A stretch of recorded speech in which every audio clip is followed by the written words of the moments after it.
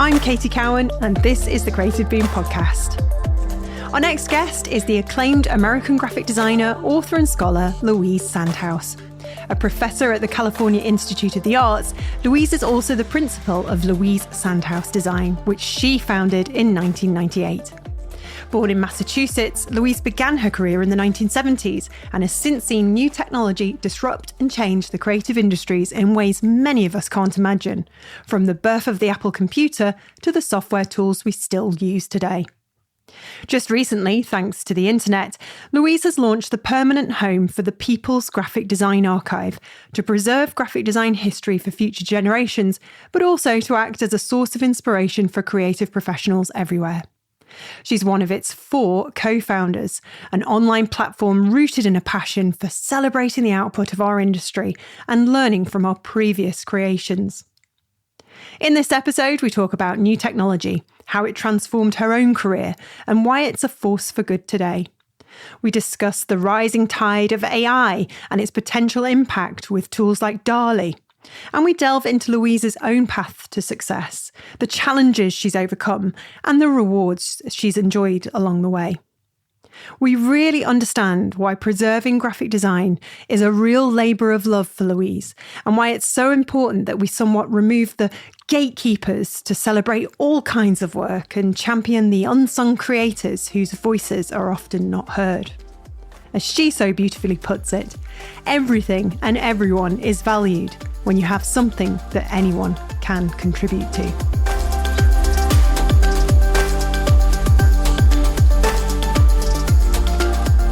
Well, it's so nice to finally meet you. I know we're only doing this virtually, Louise, but it's nice to see your face.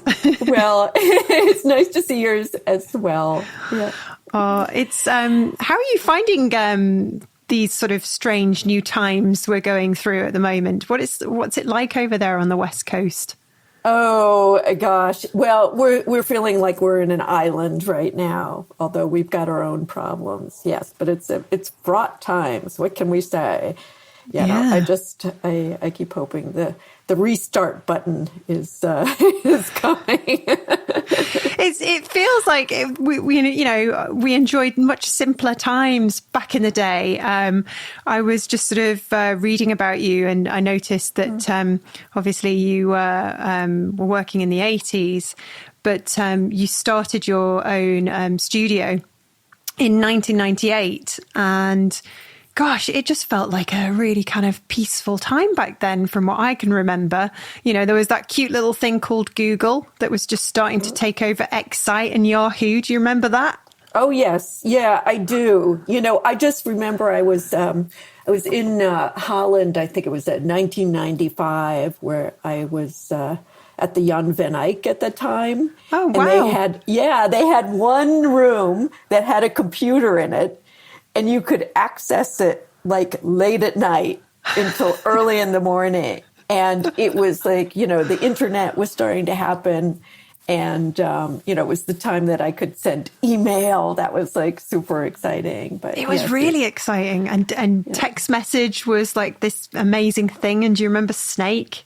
Or was it Caterpillar? Oh, I don't remember Snake. What was Snake? It was this awful game on these very clunky bricks of phones that we had, and you just had to make the snake go around and eat up all the bits on the screen without crashing into its tail or the walls. Okay. I missed that one. Well, I mean, I suppose it was kind of the equivalent of what all the kids have now. You can play pinball on your, phone these days and all these incredible things. And I don't think the kids of today realize how good they've got it, do they? I don't know. Is that good?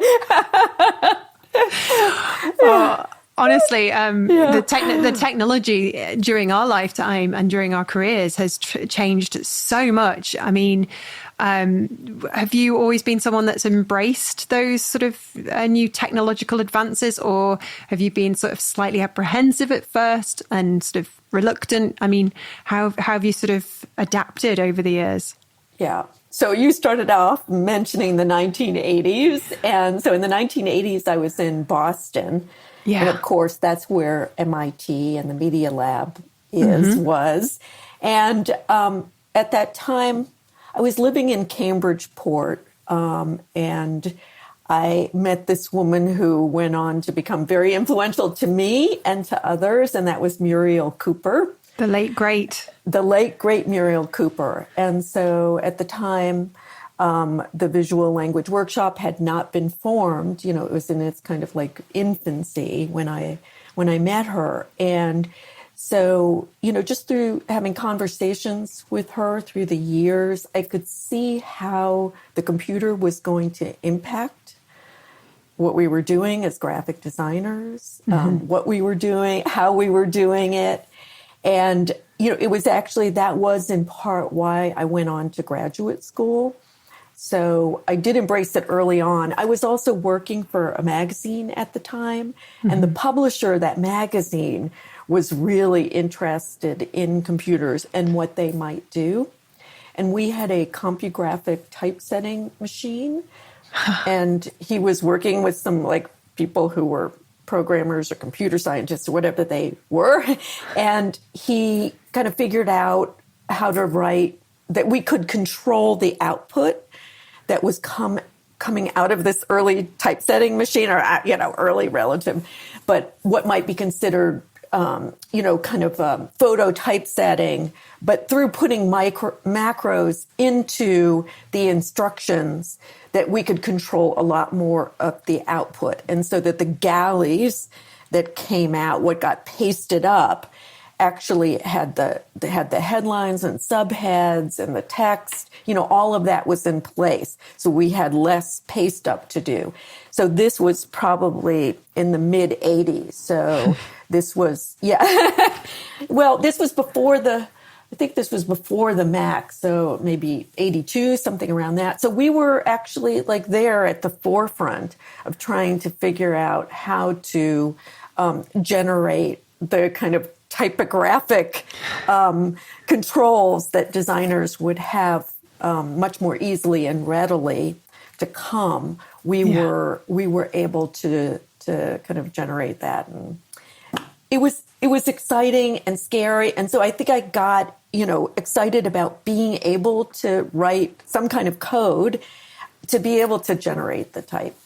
That's fascinating to have been immersed in that kind of, you know, that really like disruptive time, I suppose, where whole kind of, I suppose lots of different jobs went, didn't they? Or just emerged into something new as the technology disrupted. And the amount of time you would have saved as well.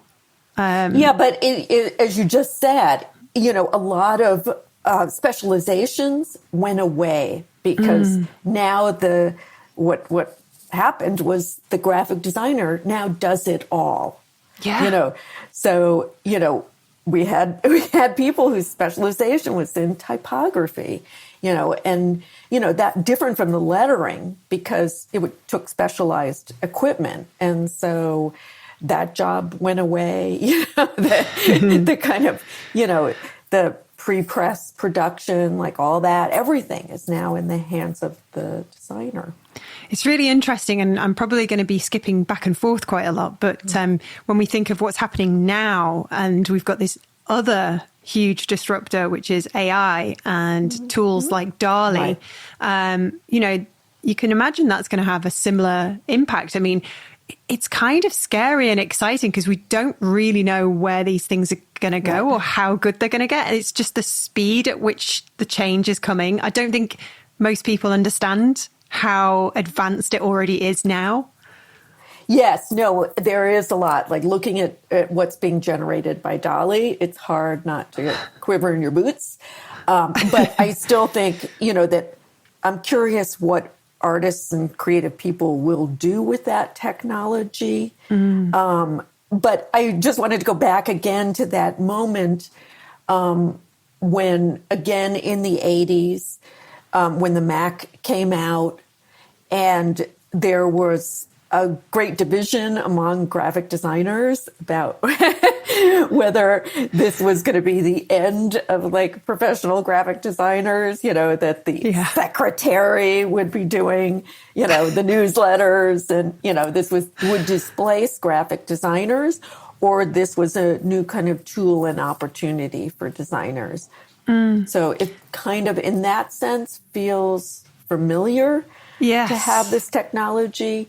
So what AI will do, what we can do with machine learning, with things like DALL-E, what will that disrupt? What will happen with that? So it is both terrifying and exciting.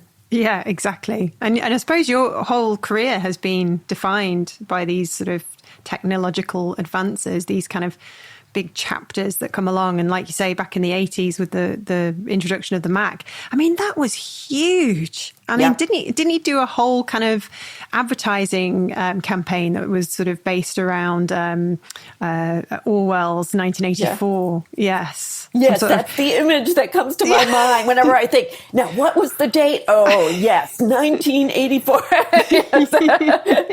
Yes. So clever. And when you sort of read back and understand that actually the computer didn't work for that launch at that point, they had to sort of blag it a little bit, didn't they? Because they were moving so fast as things were advancing. Yeah. And what was the program back then that they launched? Was it something Paint Pro? You'll know this more than me. Oh, God. I want to say Paintbox or something like that. Paint. I can't remember the name.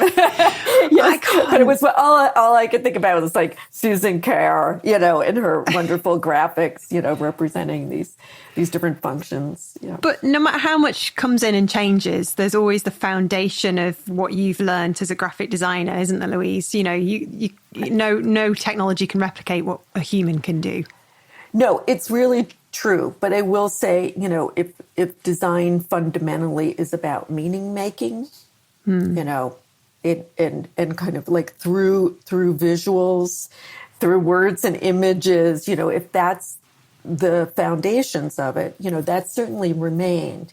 But meaning has gotten very complex in many ways because culture is so complex and who is recognized is so complex. So, how one speaks and how one understands the audience, the degree to which, you're culturally literate, like all of that now plays into that. And so, yes, it's the same, but how it functions and what you need to understand at this moment seems different. I know I keep bringing DALL-E up, but there was a report that said it was very biased. So if you kind of typed a prompt in that said, give me a bunch of people working in an office, it would be white men because it's at the moment learning from all of the imagery out there. So that's what it can't replicate. It can't understand the nuance, the kind of the complexity, the complex nature of humanity, and how the cultural shifts are happening as well. I don't think it would ever be possible for it to understand that as a machine.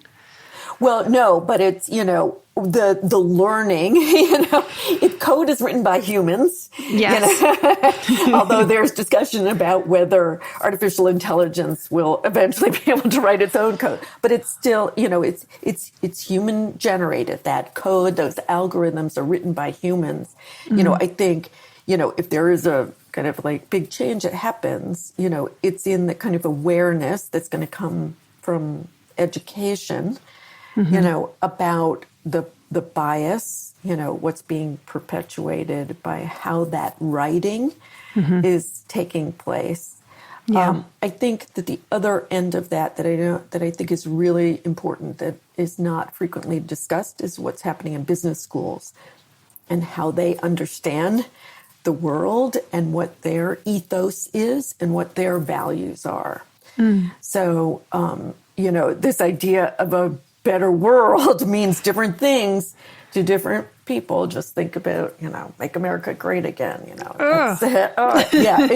exactly. So what does that greatness mean? And what is it that we share as a culture? And how do we get to that place where, where everybody has a sense of being valued?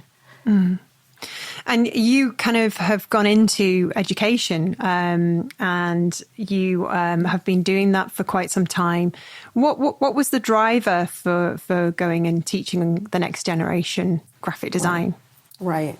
So I mentioned, there I am in the 1980s, in Cambridge, and meeting Muriel Cooper and recognizing that big changes were on the horizon. Not only from the, seeing what she was doing at the visual language workshop, which at first, I actually had thought about applying there when it first opened. And you did have to be able to code.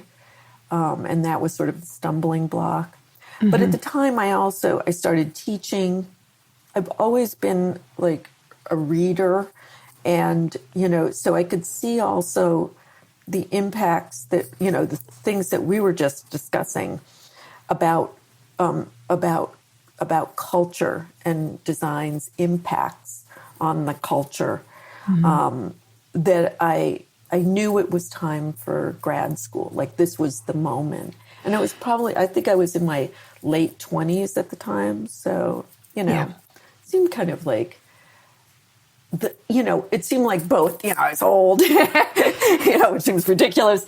But it was like clearly, that was like clear. Okay, this is the time when you need some time to pull yourself out of the practice and sort of think about things. But I was also I was getting worn out by the practice as well. I was thinking, oh, is this it? Yeah. I was working in a corporate design office, and I was just like, if I have to keep doing this over and over again, I'm going to have to move on to another field. Yeah. So, that was sort of like how I got to going to graduate school. I think we've all had moments like that in our careers where we've gone, oh my gosh, is this it for the rest of my life? Some people are quite happy that they can find progress in their own kind of path, but sometimes you have to sort of do something completely different, or at least something different within your own field. To get that job satisfaction to a different place. Yeah. Exactly. Yeah. So how did you find it then? I mean, you sort of teach at CalArts. How have you seen the sort of kids change over the years, and how do they sort of differ today compared to when you first got started in teaching? Well, one thing that I said, I was, in my late 20s. By the time I got to CalArts, I was in my early 30s, just like arrived at that moment. I understood what the practice was, knew I needed to kind of like pivot from that, knew at that point I also wanted to teach, so getting an MFA was important if I was going to teach. I think, what we've seen is, we've moved from an ideal of people who are in a similar position, at least have a few years of practice so they know what it means to go to graduate school. CalArts,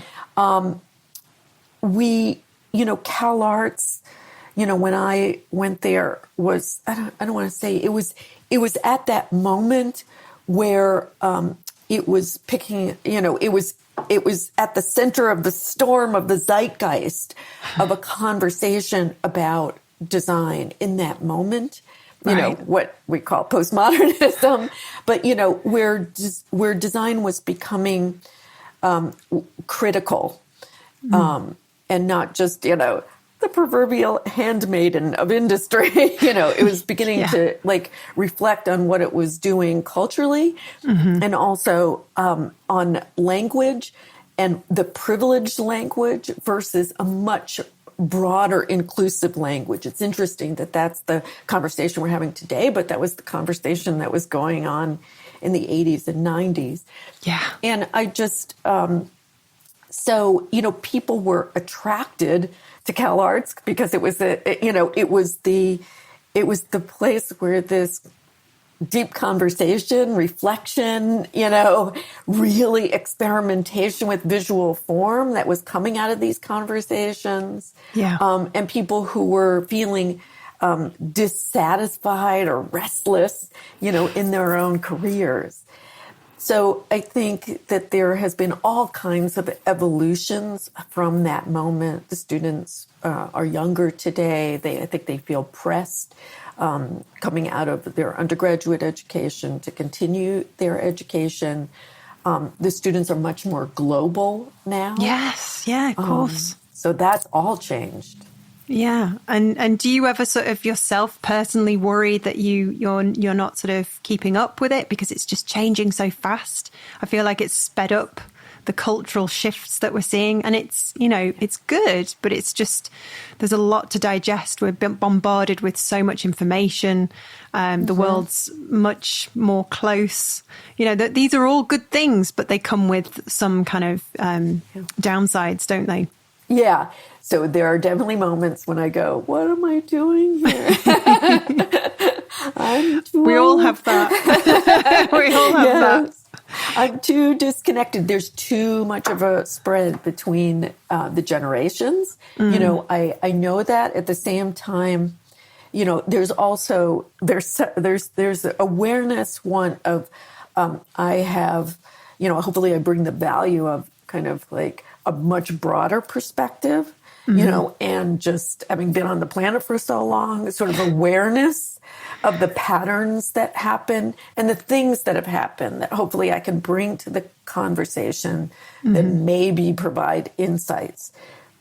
But the mythology, there's also kind of mythology in there. And the mythology is that the educator is all knowing. Yes. So, all you can do is bring yourself to that space.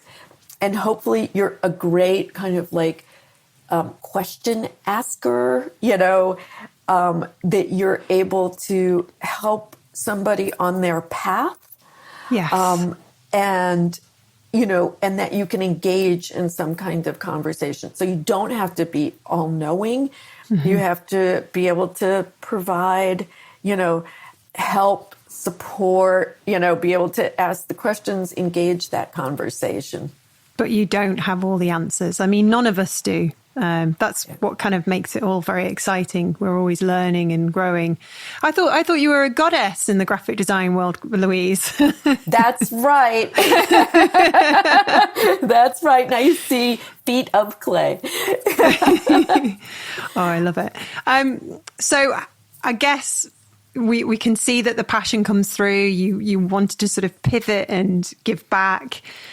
So where does this drive come from to kind of look back and document things within your field? Because, I know we're going to come on to the archive in a minute, but this isn't the first time that you've sort of, gone and done a bit of research and brought things together for books and other sort of projects along the way. You did your book about earthquakes, mudslides, fires and riots, spotlighting West Coast design history, which I bet was just joyous.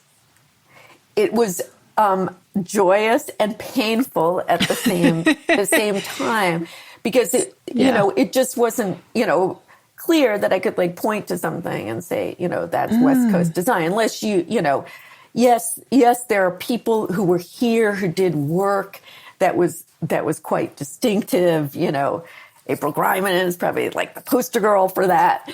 But how you define that and what happened before, the sort of like computer revolution or certain like new wave aesthetic, like, well, what was that?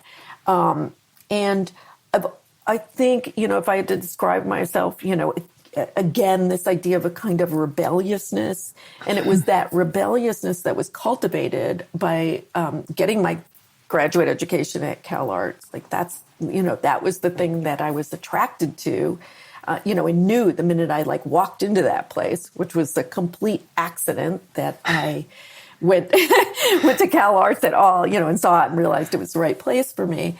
But that rebellious spirit, pushing against something. So in California, graphic design, it was realizing there was this like community of people in California who were rejecting what had gone before. And I saw that in working on this show as an exhibition designer for the exhibition Maine, California, Art, Image, and Identity, 1900 to 2000, and realizing that artists had also rejected definitions from Europe and from New York, and so what was happening in California. So it was this, I think I was driven by that rebellion and a kind of curiosity to do that crazy project. Yeah. And to look for that. I think I'm getting off track with your question. Well,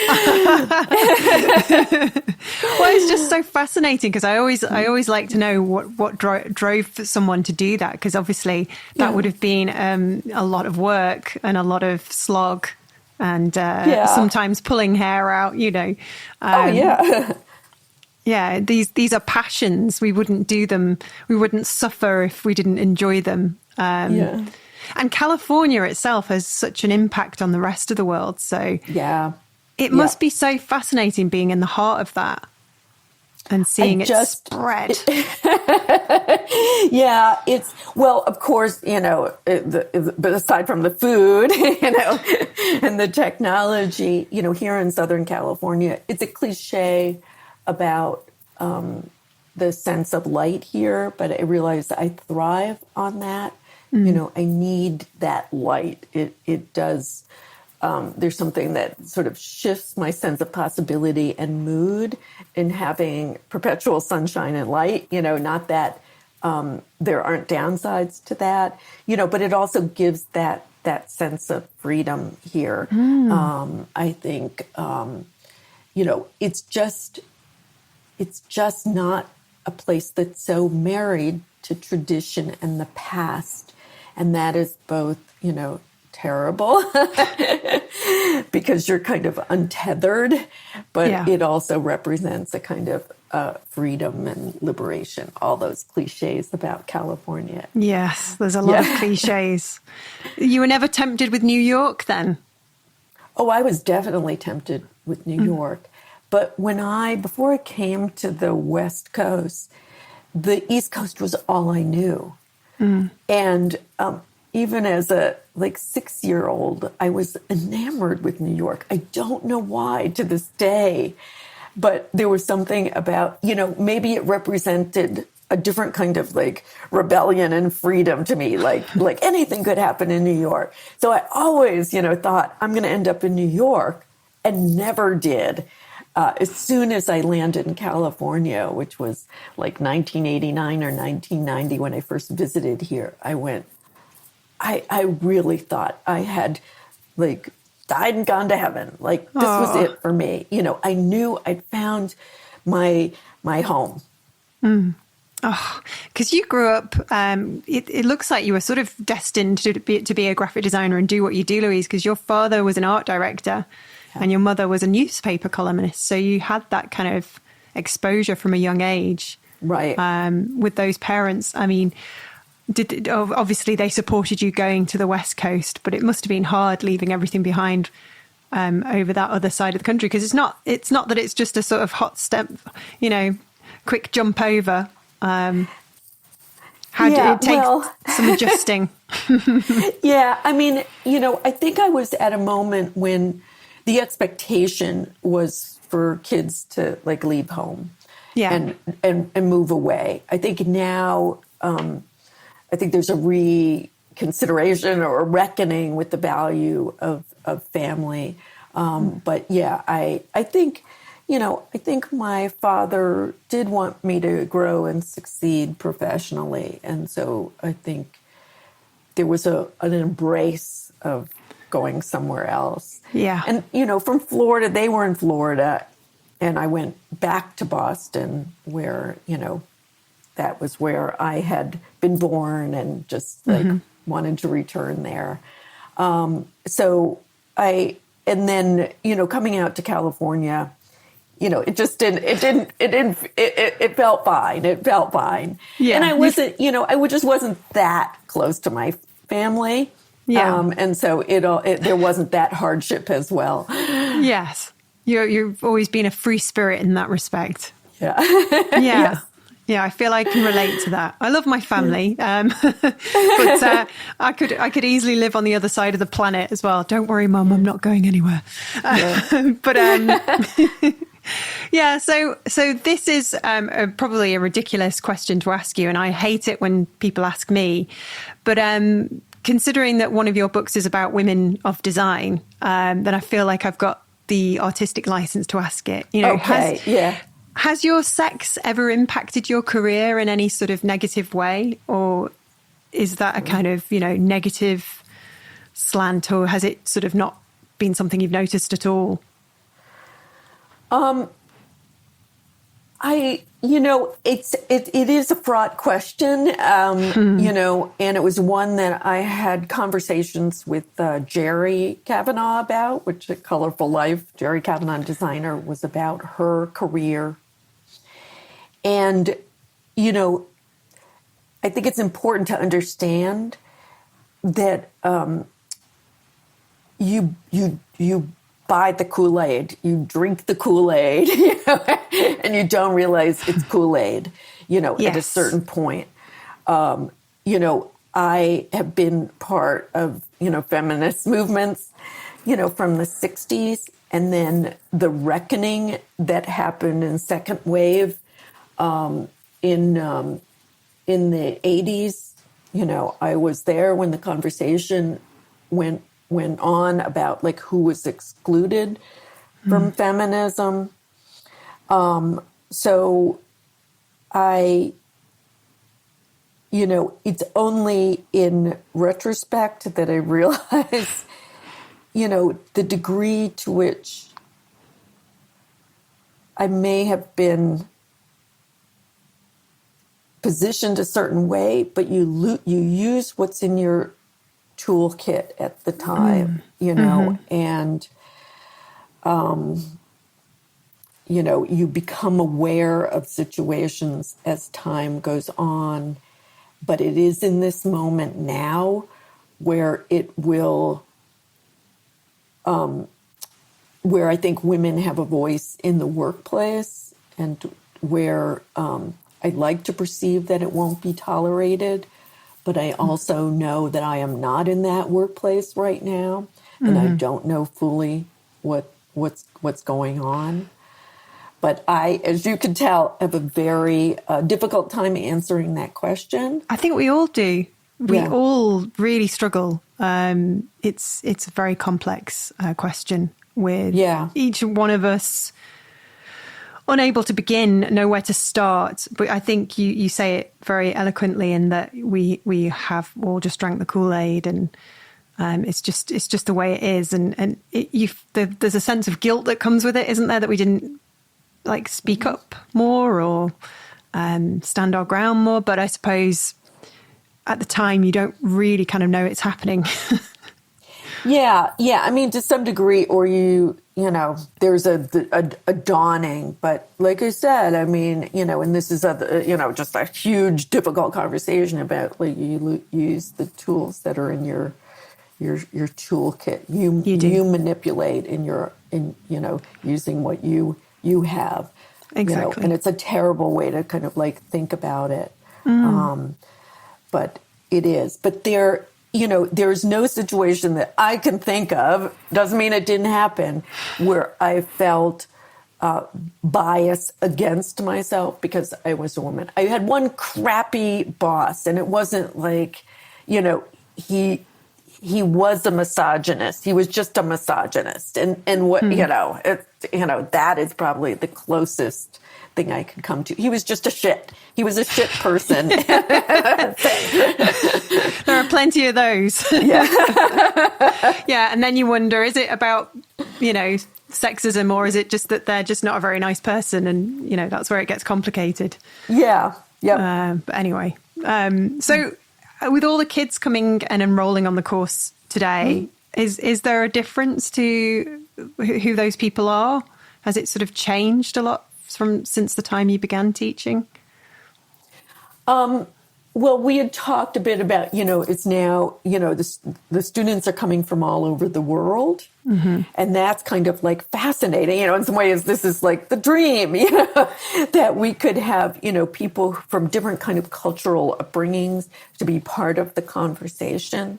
Mm-hmm. I think just getting that conversation going alone is the challenge, especially when you have younger students who may not feel confident in their own voice.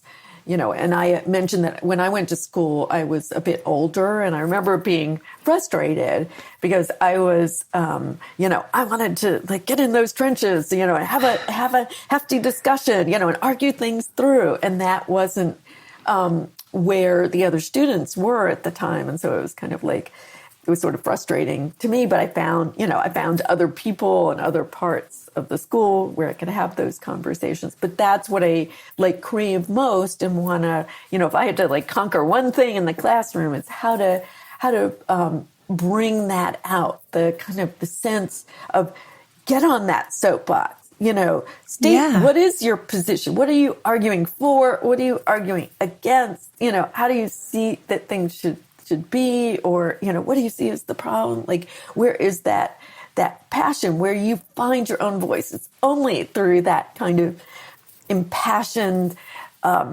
feelings, and emotions that are channeling through you. Do you find a voice, and that you actually do have something to say? And being in school is the place to kind of like be awkward and stumble through it, and, be embarrassed, and, have a sense that, well, maybe that was stupid, or maybe I didn't think that through, but I'd rather that the passion came through first.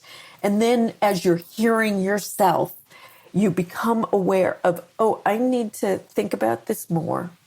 I need to read about this more. Mm-hmm. And what I encourage, and don't do enough myself, although, in one sense I realize I do, is like that daily reflection, writing, it's only through writing, with oneself, for oneself, that you're able to sort of work out what's in your head. You see it on paper, you give it words, and suddenly you're like, I see what this is now. I'm giving it a shape. Yeah, that's fascinating. Like you just described how I felt last week as well. Oh, that's fantastic. Okay, so now let's talk about this archive, because we've just recently written about it on Creative Boom, and it's so fantastic. The People's Graphic Design Archive. It's been in the making for a while, though, hasn't it? Yes, it was I tend to come up with these ambitious, kind of insane ideas. And they're larger than life, and they don't seem possible. But somehow, at the moment that they're conceived, it's like, well, yes, I can do that. So, I'm sitting in a meeting at the LA County Museum of Art, because they just had started to collect graphic design and wanted to have a conversation with other curators and historians and archivists of design on what would be the kinds of issues they're confronting in collecting and in exhibiting graphic design. It was an amazing conversation. It was at that moment, where my heart was. Earthquakes was this book on California graphic design was at press at that moment. And I'm thinking, California graphic design, what about California graphic design?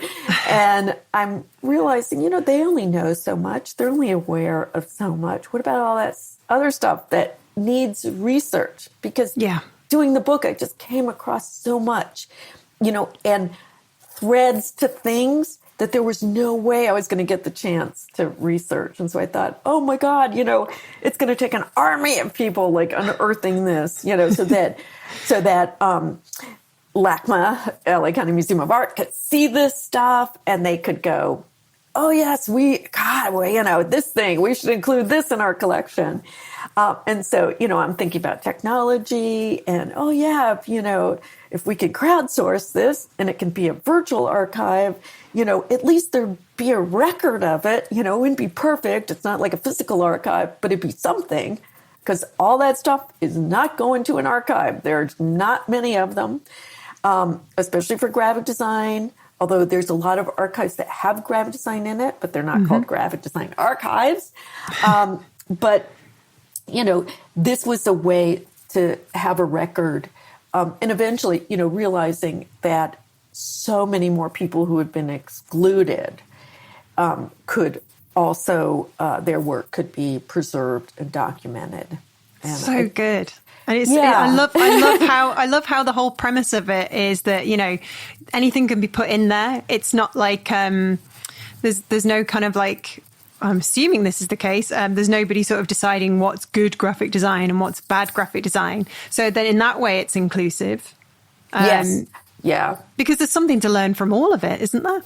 That's exactly it. I mean, I grew up in a moment, and it was that decisive moment for me about a graduate school, is that it was modernism or nothing. And, I understand why modernism, international style, whatever we want to call it, was important at that moment when I was being educated and how I understood graphic design in that moment. But I recognize now that there was a lot of other work being done by other people that was not acknowledged because it did not meet the standards of excellence, and good graphic design and the kind of gatekeeping around that. So yes, this is about letting everybody decide what is part of that history. And out of that, you get a much wider range of work, and taste that has informed it, and understanding that it functions in different ways for different audiences. It feels very Californian, if you don't mind me saying so. I like it. It. I mean, we do want it to be global, but I think what you're talking about might be in a kind of ethos. Again, that sense of like freedom, coming together, the kind of, the political things that you've seen happen in your lifetime and in mine, it's that kind of coming together. Yeah, but I'm now streaming in my head the Coca-Cola commercial that, Mad Men ended with. Yeah. Oh, yes. Oh, did you watch that? Did you enjoy that? Yes. Mad Men. Yes, very much. I was having, trauma, though. It was very traumatic for me, it to was. watch that. Yeah. It was awful, wasn't it? Simultaneously disliking Don Draper, but also just the way the kind of camera followed him from behind around, and he was wearing all those kind of lovely sharp suits. And I was like, I'm so confused right now. This is tapping into a sort of strange part of my conscience. Yeah. Why do I find him attractive? Why do I find dickheads attractive? Right. Oh, yeah. Yep. The conflict. The conflict goes on. But yeah, oh gosh. Mad Men. Yeah. Was there any of that really true? Or was it sort of, a little bit more fictional than actually what kind of happened and went on in that time? I mean, I know that's way before your time, but did you ever hear stories from your mother, for example, of what she had to deal with, or did you not have that kind of relationship with your mom?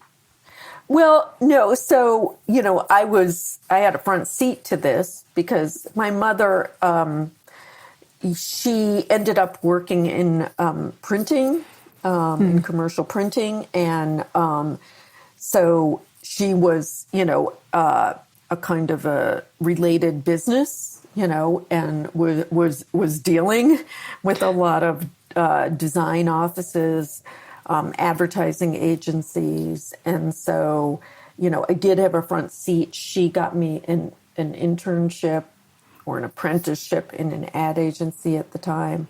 Wow. So I was like right there watching what she was going through, what she was confronting. And my parents were divorced at this time. And so she had to,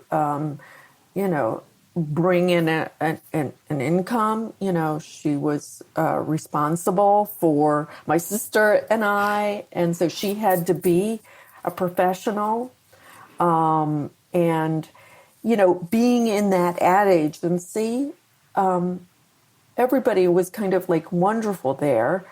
And I eventually was hired as an art director at that ad agency. So they recognized something. I was mentored by a creative director at that ad agency who had come from J. Walter Thompson in New York. And this was in the era of the big idea. Mm-hmm. And I think we're starting to witness some of that in Mad Men. But, you know, the women had their roles. I just had this flash of this moment, like when I did get out of school in 1976, I think it was, going to get a job at Tupperware or going for an interview at Tupperware. And it was like, you had to wear a skirt. Yeah. I kind of got the sense that I'd be, sort of an office girl with, sort of like design skills, So it was there. Again, I wasn't in that position where I felt frustrated. I felt, overlooked because I was a woman. But I know when I watch Mad Men, I can feel my blood pressure going up. I understand those challenges, and it's probably from, watching things that my mother had to go through. Oh, gosh. Well, let's hope it continues to get better, obviously. So it's obviously important for you to document what was before. Why is that? Why do you think it's important that we bring all this stuff together and remember it and celebrate it and have it there for other people to sort of access? What's the key driver behind all of that? Because, this stuff just usually gets forgotten. And Right. So, if we look at design history, it's often described as kind of like the history of the greatest hits, the work. But I'm part of this group that's working, AIGA Los Angeles, and I think Orange County and San Diego are also involved. And we're working with the state of California on helping to shape the curriculum that will give more people access to a graphic design education at the high school and community college level, so that we change the image of who participates and can practice graphic design. So it is a kind of political motivation that is ultimately behind this. We are also changing a picture of who participated in graphic design and what does it look like, and trying to undo the mythology that this thing is graphic design, but this thing is not graphic design. So it's getting rid of that gatekeeping where everybody belongs, everything participates.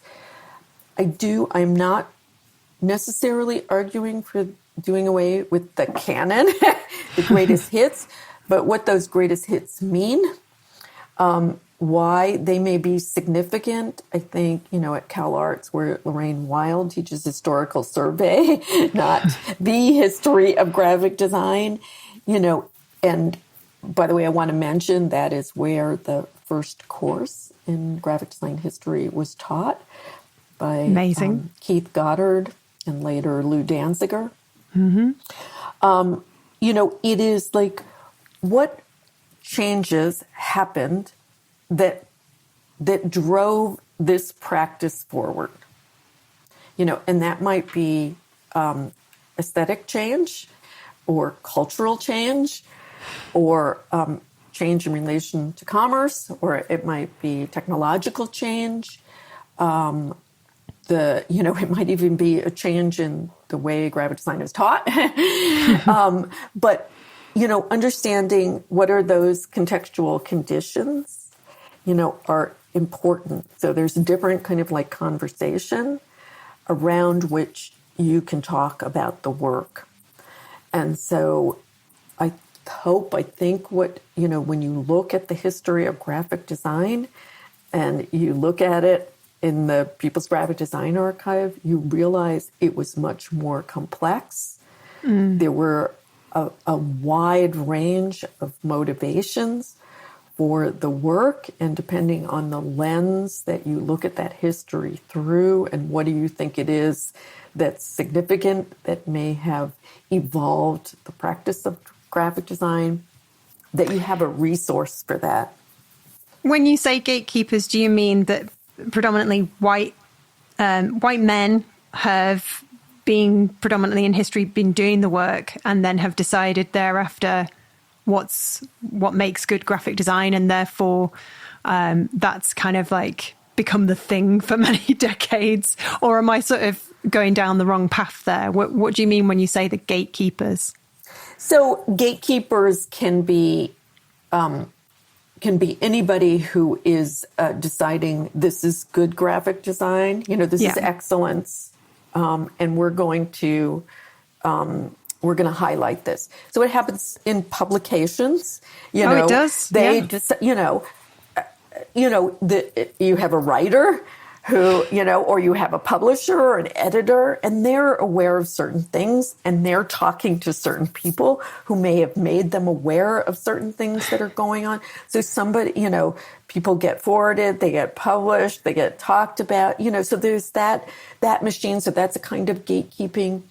There's the competitions, and who had access to those competitions. Like there's many times I didn't enter a competition because they didn't have the money to enter that competition. It was as simple as that. And so if you're in a kind of corporate situation, we're able to be able to enter those, and you have the sort of staff to be able to do that. So there's all these sort of, mechanisms through which people and certain work got known. It doesn't mean that it's not worthy. Now, I want to go back. I mentioned that it was Keith Goddard, and then he turned over his design history course to Lou Danziger when Keith left CalArts. It was what had been published and what they wanted to share with students as kind of models of what was going on in graphic design at the time, was because that, they got access, and it wasn't easy access, to books that had published that work, or magazines. There were a few design publications at the time. And so they could shoot slides of that and share it with the students. And so this, that becomes the psyche. And, as more graphic design programs evolve, that those and more books become written about these things that are being taken and evolving as kind of like the history of graphic design.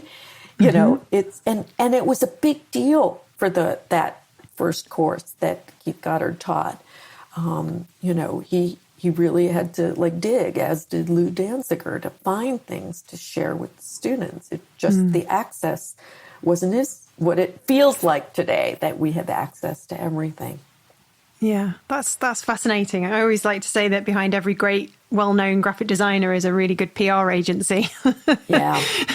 And I suppose, publications and people like myself are to blame as well, a little bit in that respect, because we will often say, oh, that person's having a talk, so they must be important. We'll write about them too. And so it goes around, and it's the wonderful machine.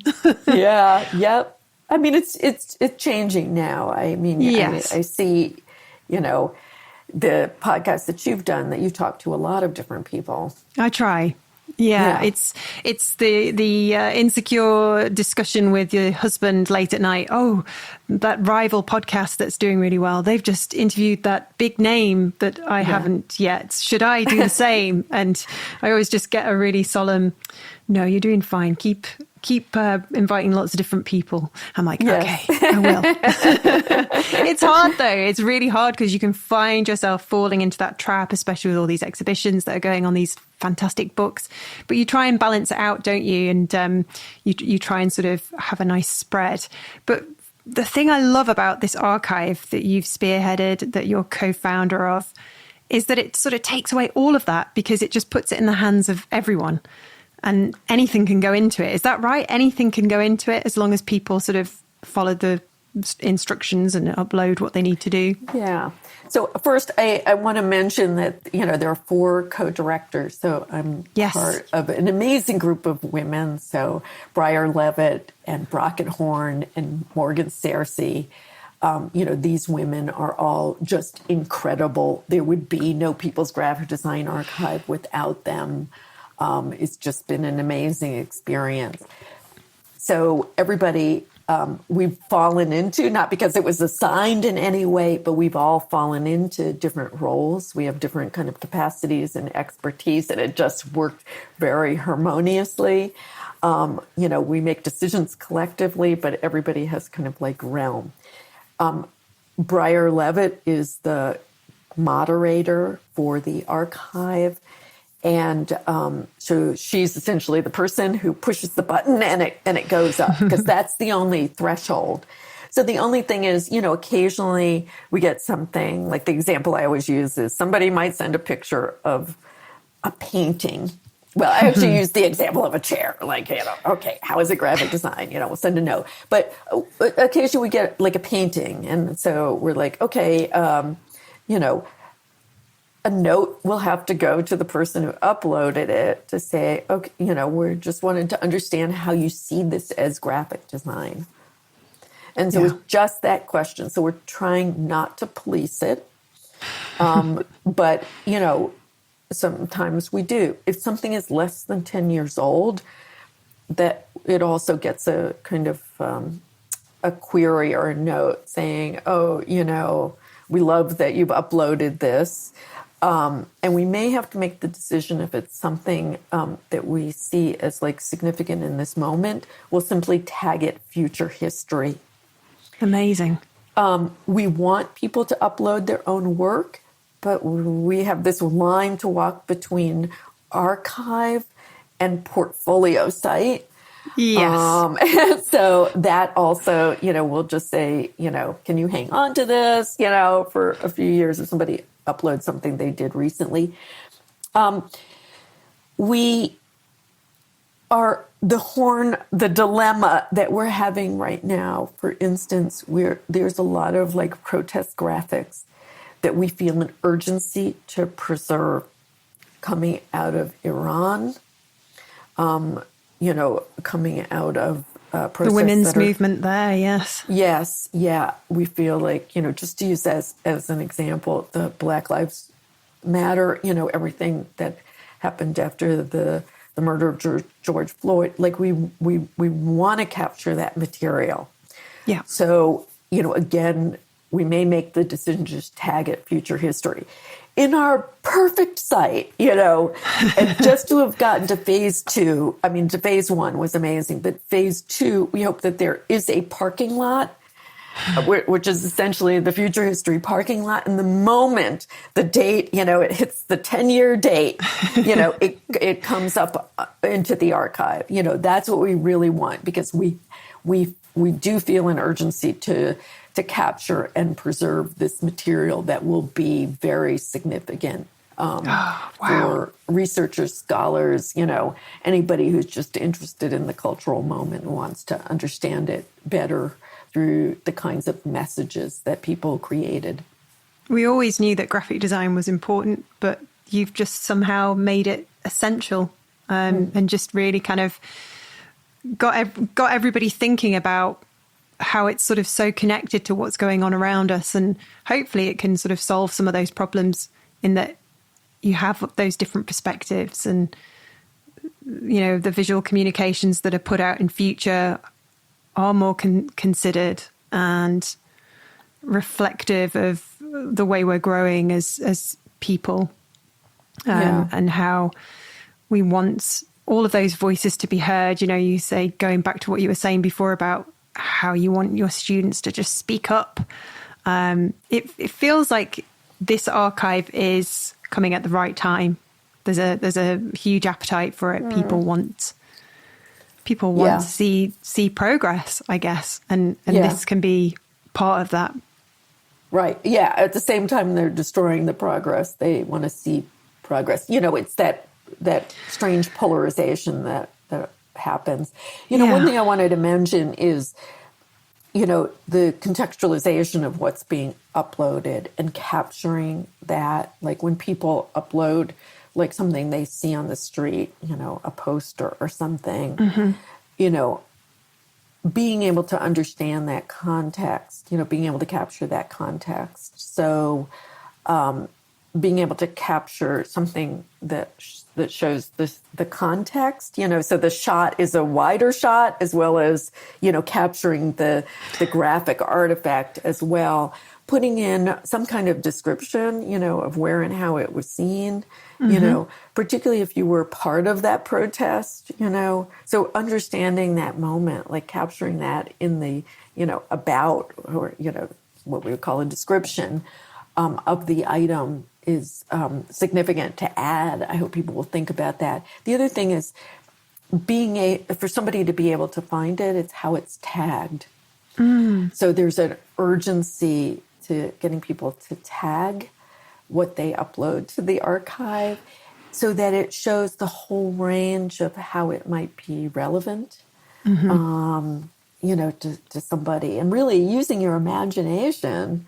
Not only how it's like meaningful to you, but how you can imagine it might be meaningful for somebody else, so that when they're doing a search, it will show up. That's how the archive becomes relevant and valuable.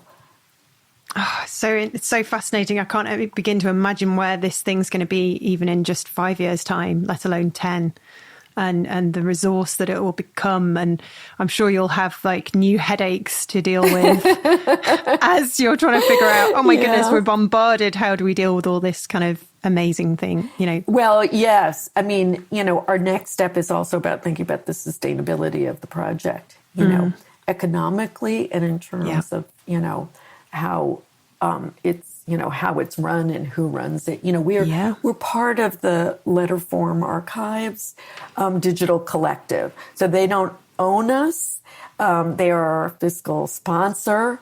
But we have an association, they're not financially responsible for us, but it feels like, that's, that home, gives us some security.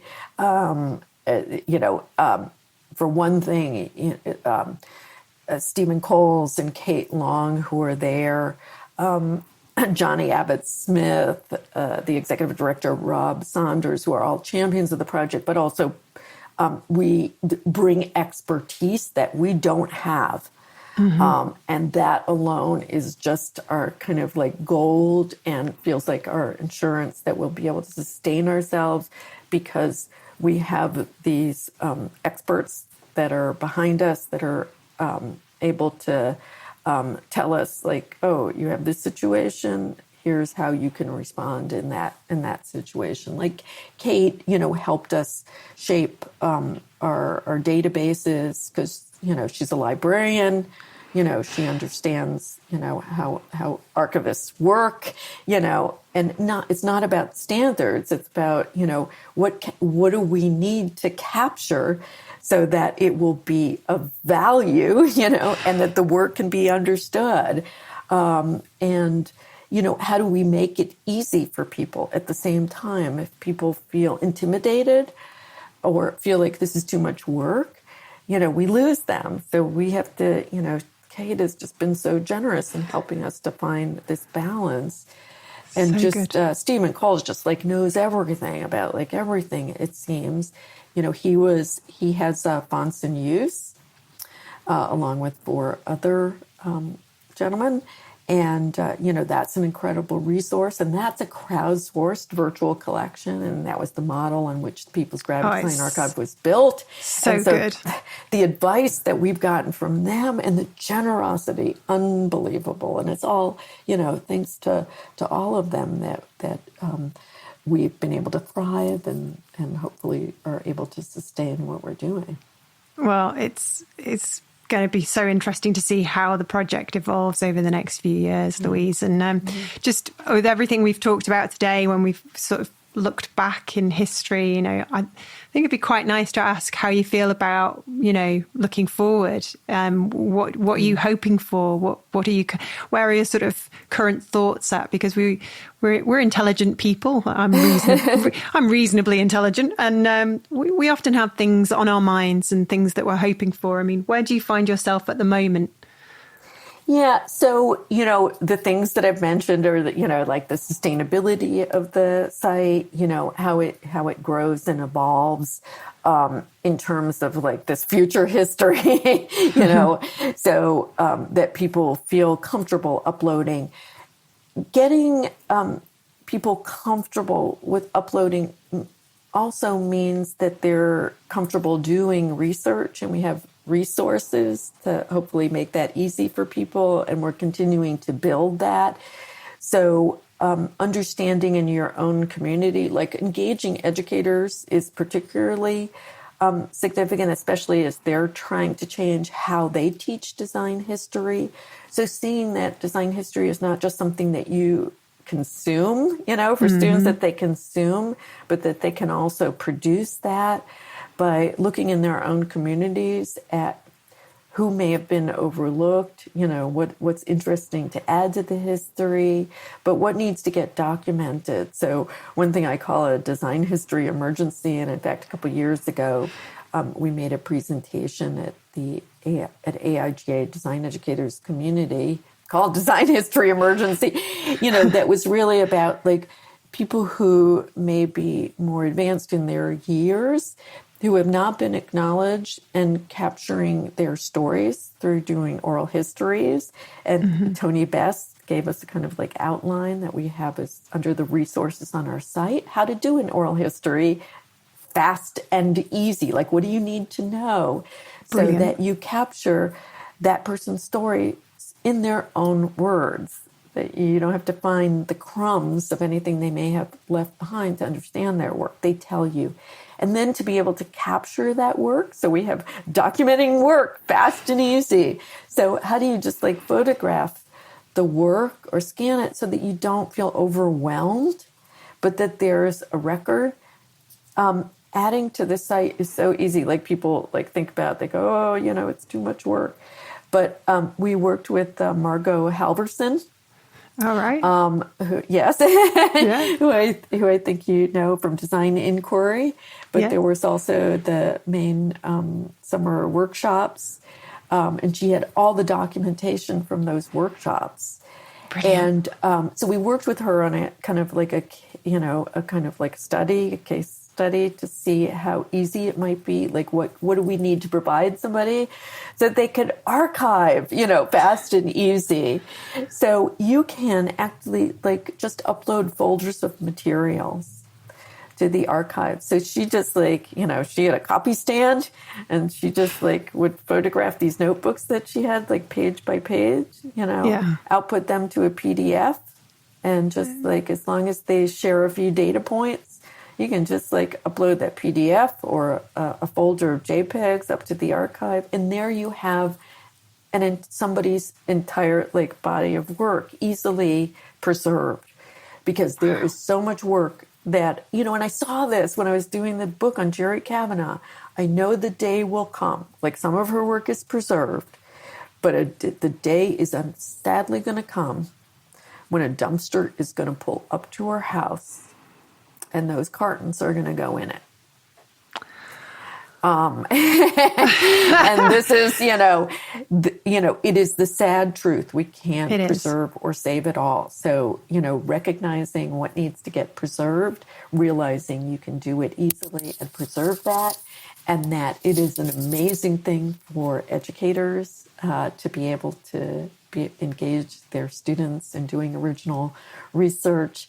You'll also see on our site under resources something that Tashika Arsenault, who is at the University of Texas in Austin, created about like how to find design in your community. Because it seems obvious, so but clever. it's not so It's easy. not. So building those resources to answer the question that was way back there, like building that resource, making it easier and easier, getting the site like known, so that people go, oh, it's nothing to add to the archive. Or, oh, look at this amazing thing I just came across. I don't think people know about this. I'm just going to like add it to the archive, so it becomes like, without a second thought, people are adding to the archive, and, we have just like have this incredible amount of material of this like history that people didn't know about, didn't recognize, that is now preserved. Is it important for you to be remembered too, Louise? And the work that you've done? I hate to say it, but I have thrown out a lot of material of my own because I just, it's hard to see myself, and any value that I may have brought. Come on. I think that the AIGA medal has been kind of a reckoning for me. It's brought on a lot of emotional turmoil, I would say, because, I think it's just, it brings out all the insecurities at the same time that you go, okay, well, maybe I did something. Yeah, I think sometimes it's, this turning the lens on myself when I'm not sure, or the light on myself when I'm just like not 100% sure about it. And I know like how many people were at my back and at my side, that I wasn't alone, and that the contributions that other people made were huge. Well, I'm going to have to disagree with that, but, you have made a massive difference, and this is just a phenomenal thing that you're doing, and it must bring you so much satisfaction with everything that you've done throughout your career so far. So thank you, Louise, for chatting with us today about the archive and a little bit about your experience of the world of graphic design. It's been fun. Katie, thank you for inviting me to be here and to chat. This has been great. I'm sorry we're not having coffee or a drink in don't you worry. If I come across to the West Coast, I'll definitely give you a shout. Please do. Please do. To discover more about Louise Sandhaus, you can find everything you need via our show notes at creativeboom.com/podcast. That's where you can also hit subscribe and check out our entire archive of episodes so far, including chats with Elliot J. Stocks, Annie Atkins, and Harrison Wheeler. Next time, we'll chat with Moez, an art director, artist, and designer from Manchester. See you then.